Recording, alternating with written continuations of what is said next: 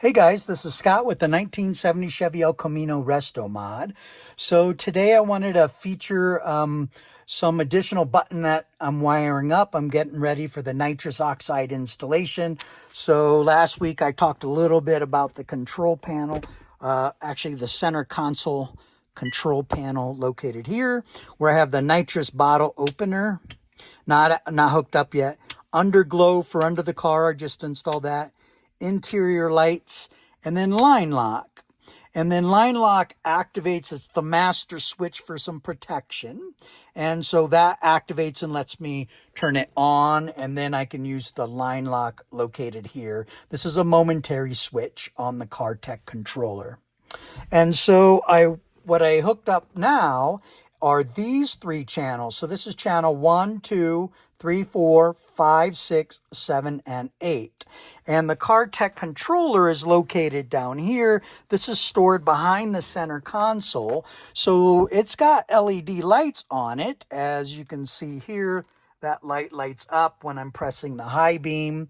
And then on the Dakota Digital, I got the high beam indicator. When you press and hold that for a momentary. So the problem with the Cartek is they don't have any backlit LEDs. This is actually built for racing applications where you can take your steering wheel completely off and get in and out of your vehicle and then put it back on. So this is a UK company. I really love this product and I've been playing with it, but it's got wireless transmitter that shoots underneath to the signal and then it goes to the control box. But one of the challenges is the nitrous, the launch, and the burnout. These are connected to the MSD6AL2 ignition module, and the nitrous is a retard function. I've got it set right now to negative or 6 degrees retard. And then launch is a rev limiter set at 5,000 RPMs, and burnout is set to 4,000 RPMs. So this is the nitrous retard is a latching switch, so you just turn it on. And then launch is a momentary switch, and then burnout is latching. So when I'm playing and doing burnouts, I have to turn on the master switch here, and then you would press and hold. Again, the line lock's not installed yet, but the wiring is set up for it. So then you would press the burnout button here to activate the rev limiter. It's latching, and then the line lock will be a momentary switch. So I hold on to that line lock and activate that front brake, and then I play and do the burnout. And then when I let go of the button, it releases the line lock and allows the vehicle to move forward and release that front brake. So if I look at the LED indicators here, I've got the green LED, which is for the gear vendors. The center LED is for the alarm module. The red LED is for the line lock activation. And so I do have some LED lights, but I wanted to add some additional lighting. And so that I know these buttons are activated. Because if you accidentally hit the nitrous button, I don't know it, because the control module is hidden and there's no back LED. So what I did is I took advantage of the Dakota Digital and I used some relays to convert the 12-volt positive signal from the MSD box into a negative. And the negative is connected to the check engine light. So the nitrous is connected to check engine, which is a negative trigger on the Dakota Digital. So you press that button and then you'll see now I have an LED telling me that I have the nitrous retard function engaged. And you'll get the LED plus you get the check engine indicator, but I can clear that check engine from the display panel and it goes away by pressing the switch.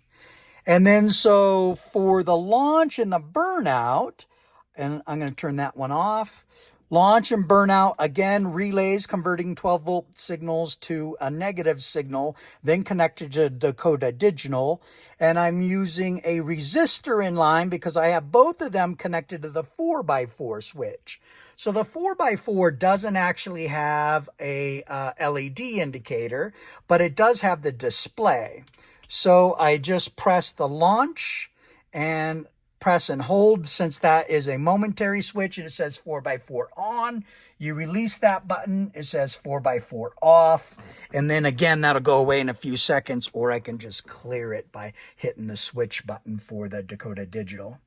And then same thing, I put the resistors in, so since they're both on the same line, it won't backfeed into the other and change the RPM of the MSD. So each one is isolated, but using the same signal on the Dakota Digital. So burnout is latching. So I can turn that on. There's the 4x4. I've got my line lock master switch located here. And then I can press on the brake. And then the line lock button here, you would press and hold that, and then that red LED indicator would turn on. But again, that's not quite hooked up. And then that would allow me to engage that front brake and do the burnout and then release. And then when I'm done, you can see that over time, that 4x4 switch will go off, but I know it's activated. So if I press it again, it says 4x4 off. And now I know that I've released that rev limiter set at 4,000 RPMs. All right, so again, just kind of playing. I'll show you. I'm not sure if you can see it with the lighting, but the Cartek control box is located down here. And then the relays, I connected 3 and did a little shrink wrap. So the 3 relays are tied in with the resistors for the 2 that go to the 4x4 LED indicator on Dakota Digital. And then the pink wire located here, this goes to the relay for the nitrous 6-degree retard.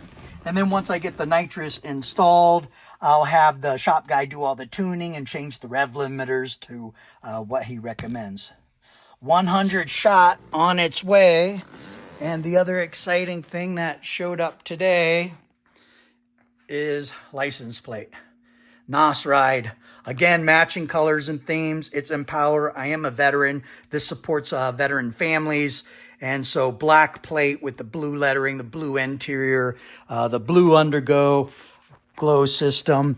This car is just exciting. It's just fun. I've been playing, adding all these little touches. The car's been so reliable and just runs perfectly.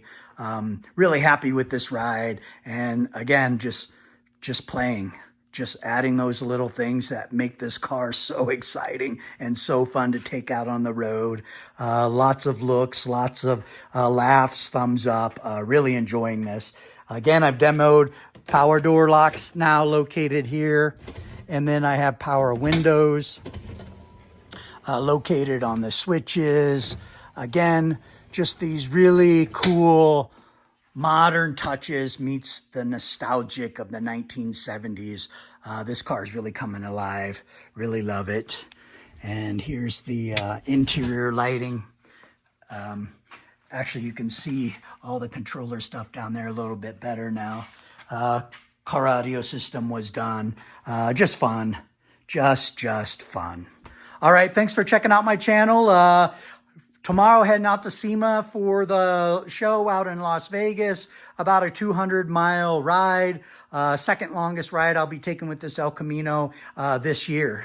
The other one was out to Corona, California for the TMI Trim Awards, which I took first place in. And I've actually, because I'm not industry, I was invited as a guest from TMI. So really excited to kind of be there and be there as one of their Trim Award winners. And I'll take the car, and if anybody needs to check it out and look at the interior and see some of the mods I've done, happy to play. Happy to play. See y'all later. Bye.